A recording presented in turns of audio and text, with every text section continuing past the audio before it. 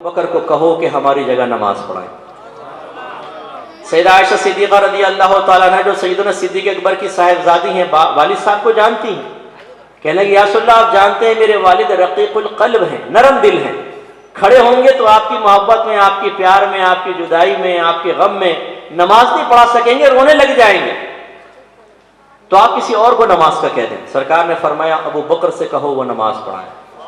सैयदा आयशा ने तीसरी मर्तबा जब उज़्र पेश करना चाहा, सरकार जलाल में आ गए और फरमाया आयशा मैंने कहा है सिद्दीक़ अकबर ही मेरी जगह नमाज पढ़ाएगा।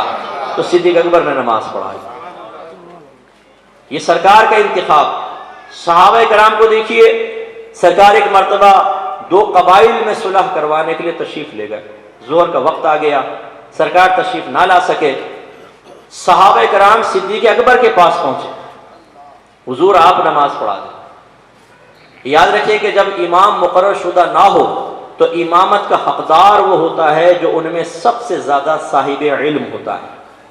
अगर इल्म में सारे बराबर हों तो फिर वो खड़ा होगा जिसकी तजवीद और क़िराअत बहुत खूबसूरत है। इसमें भी बराबर हो तो फिर तक़वा और परहेज़गारी वाला खड़ा होगा।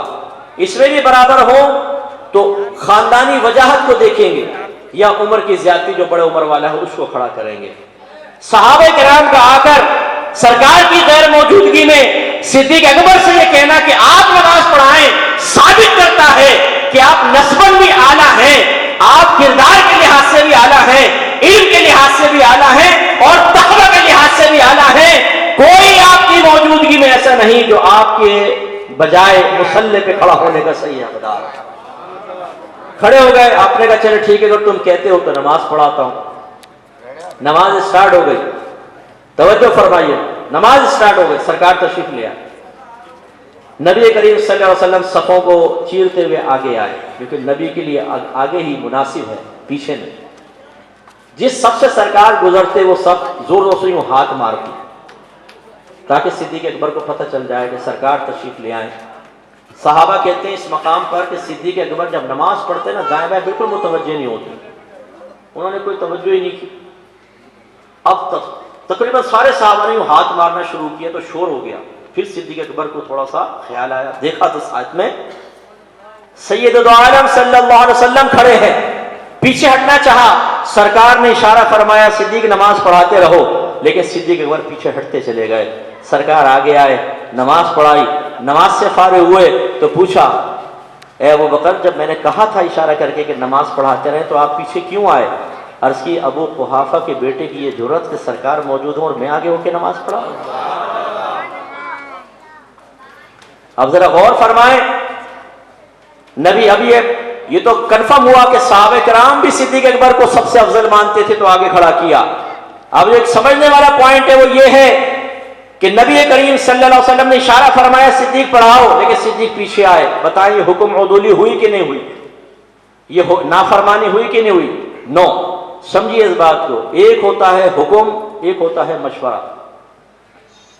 हुक्म वो होता है कि जिसकी खिलाफ वर्जी करें तो सामने वाला नाराज हो जाए।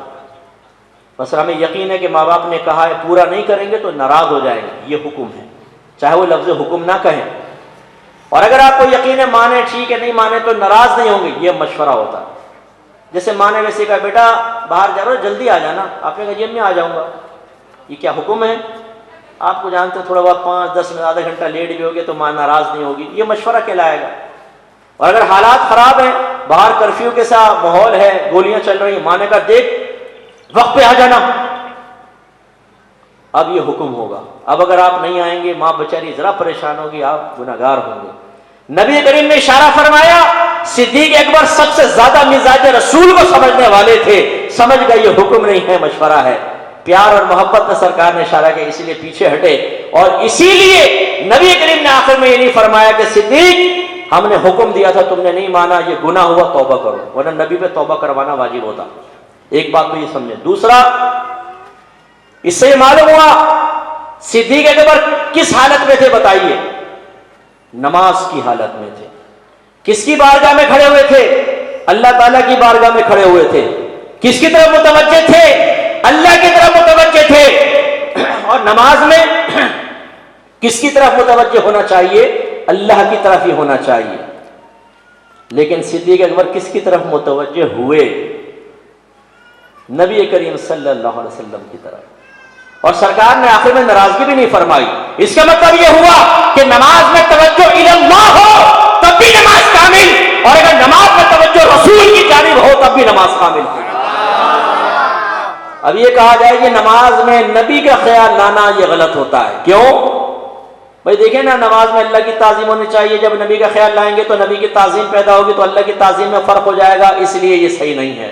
ارے بھائی، جو اصول اور فارمولہ تمہیں سمجھ میں آیا، صدیق اکبر کو سمجھ میں نہ آیا، اور اگر نہیں آیا تھا تو سرکار نے بھی نہیں سمجھایا کہ صدیق اللہ کی بارگاہ میں کھڑے تھے، میرا ادب کیوں کیا، میری تعظیم کیوں کی؟ یہاں تو آپ خیال لانے کو منع کر رہے ہیں، اور وہاں صدیق اکبر مکمل متوجہ ہو کر فزیکلی طور پہ تعظیماً پیچھے ہٹ رہے ہیں، اور اللہ کے نبی اسے بھی منع نہیں فرما رہے۔ معلوم یہ ہوا کہ نماز کامل اس وقت ہوتی ہے جب اللہ کے ساتھ ساتھ اس کے رسول کی بھی تعظیم کی جائے۔ اسی لیے اللہ تعالیٰ نے التحیات میں السلام علیک ایھا النبی رکھا ہے۔ میں آپ سے سوال کرتا ہوں، یہ بتائیے، جب ہم کہتے ہیں السلام علیک ایھا النبی، آپ کے دل میں نبی کی توہین پیدا ہوتی ہے یا عظمت پیدا ہوتی ہے؟ بولیے، آپ یہ لفظ توہیناً کہتے ہیں، تحقیراً کہتے ہیں، یا تعظیم کے ساتھ کہتے ہیں؟ بولیے۔ توہین کے ساتھ جو بولے کافر ہو جائے گا۔ اس کا مطلب جب ہم کہتے ہیں السلام علیک ایھا النبی تو عظمت کے ساتھ کہتے ہیں، تعظیم کے ساتھ کہتے ہیں، ہماری توجہ اللہ کے نبی کی طرف جاتی ہے، نماز ہماری کامل و اکمل ہو جاتی ہے۔ معلوم ہوا کہ نماز میں نبی کی تعظیم اور نبی کا خیال لانا یہ تو خود اللہ نے واجب کر دیا ہے۔ اس لیے یاد رکھیں کہ سرکار صلی اللہ علیہ وسلم نے صدیق اکبر کو عزت عطا فرمائی۔ ایک مرتبہ سرکار کے سیدھے ہاتھ میں صدیق اکبر کا ہاتھ تھا، بائیں جانب عمر فاروق رضی اللہ تعالیٰ عنہ کا ہاتھ تھا۔ آپ نے ارشاد فرمایا، جس طرح آج تمہارے ہاتھ میرے ہاتھوں میں ہیں، بروز قیامت جب میں اپنی قبر سے اٹھوں گا تو اسی طرح تمہارے ہاتھ میرے ہاتھوں میں ہوں گے۔